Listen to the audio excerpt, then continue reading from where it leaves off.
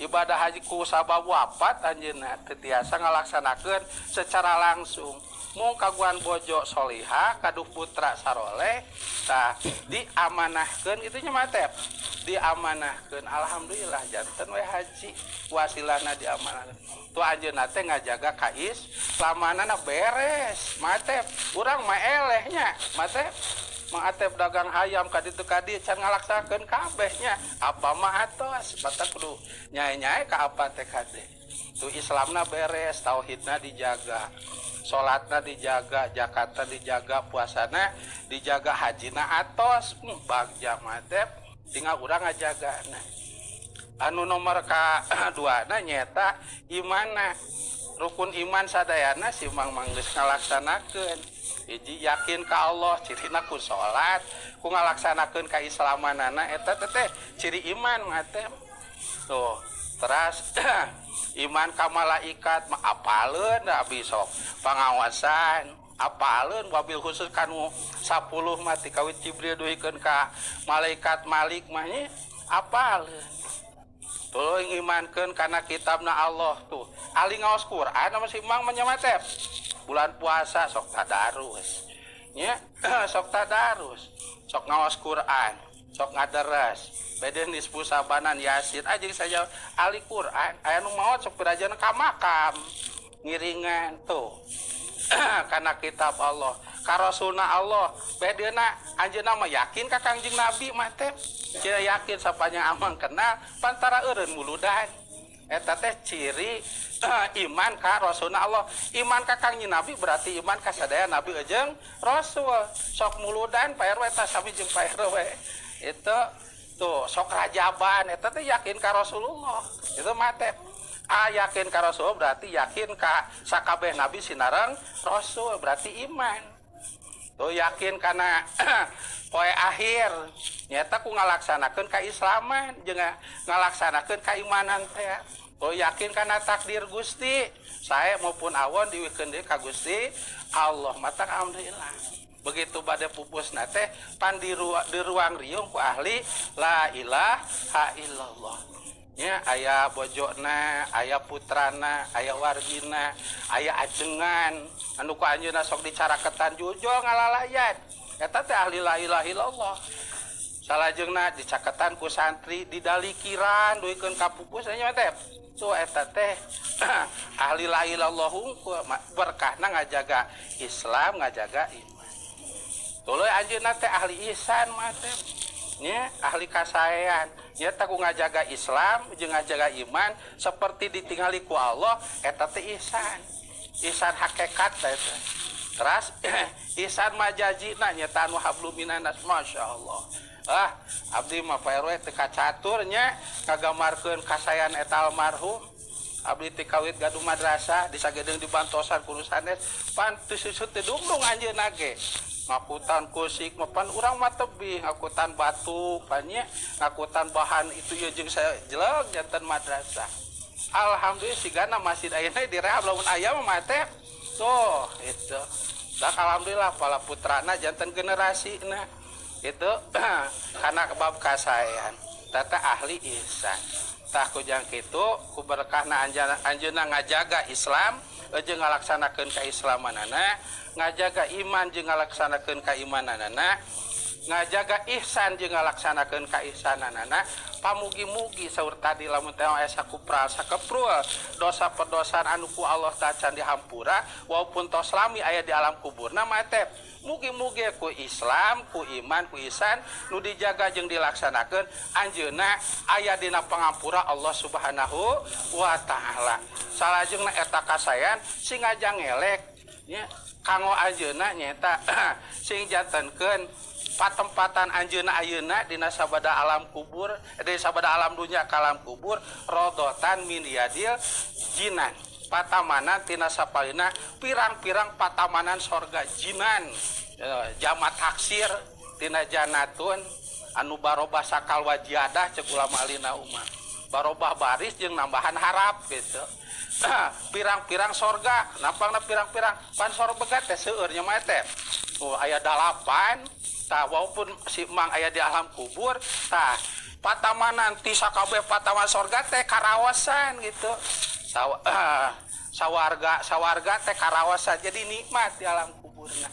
Masya Allah kuberkahna ngajaga Islam salajengna iman jeung ihsan tuluy ngalaksanakeun Islam iman sinareng Islam tah kitu nya. Salajengna saalit prihaba bahawal mah dasa kumatos pada uninga nyaeta sabada Kangjeng Nabi rengse perang Uhud tah Kangjeng Nabi sabada rengse eta aya dina kemenangan tiap-tiap tahun Kangjeng Nabi sok jarah ka pamakaman Uhud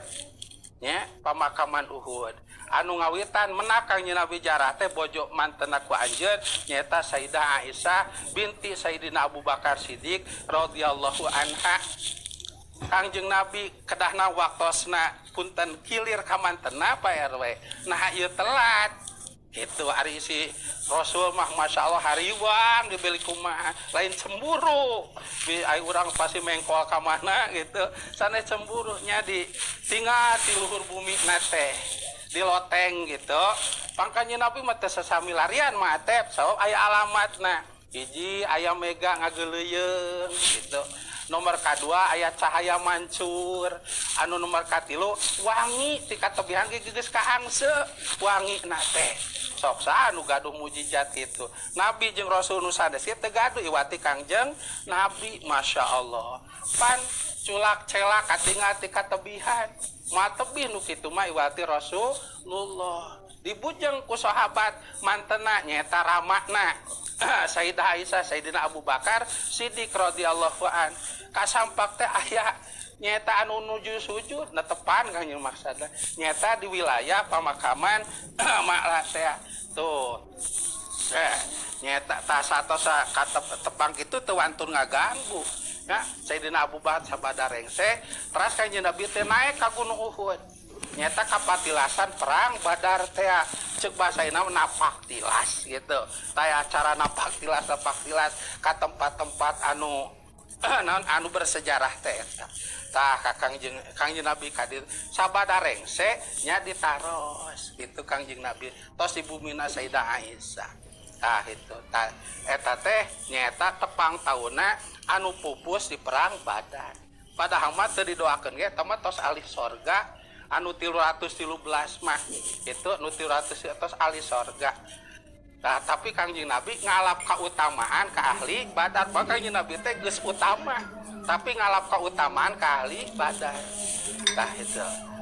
tah aya weh katerangan eta teh dijantenkeun katerangan awal salajengna Sayyidina Umar misaur aya pidawuh deui bila mana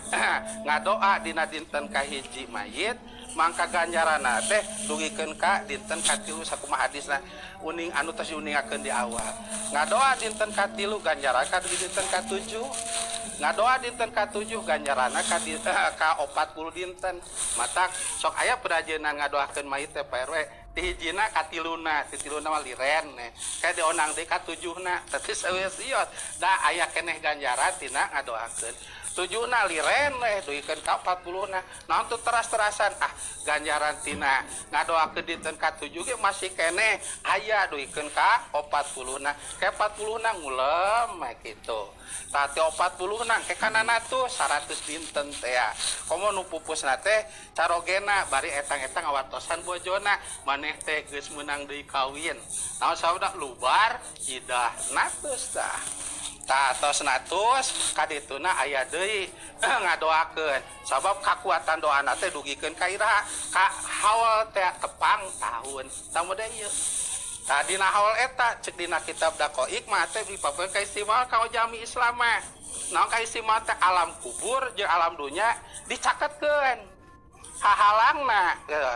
paningalina pangupingna pangrasana dilugikeun ku Gusti kau jami Islam sehingga jelas gitu dina haul eta teh mah teh ti anu maot teh kanu harirup model kabojona katinggal jelas kaputana katinggal jelas kaincuna katinggal termasuk kanu ditinggalkeun harta banana jelas katinggal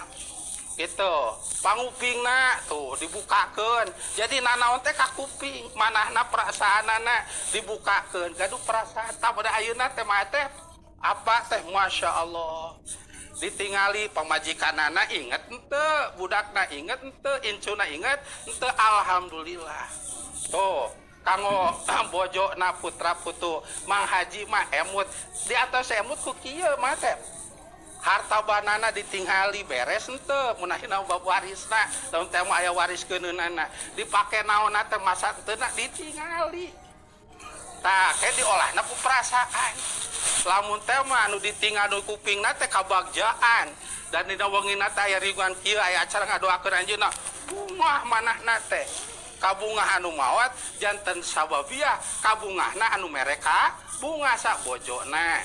putrana jeung sajabana mata aya katerangan dina kitab Minah Husaniyah deuk ceuk bahasa Sunda nama lamun hayang rezeki punyung nu jadi indung puja nu jadi bapa ulah muja ka buta ulah munjung ka gunung tah punyung nu jadi indung puja nu jadi bapak ceuk batur mah goreng indung bapak urang teh ceuk urang mah hade mah aya urang lamun aya kolot teh teh berkahna teh loba rezeki mah teh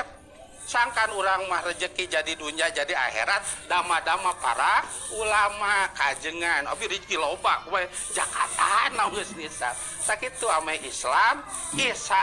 iman Islam kajaga caketan ulama gitu diantawisna tuh mate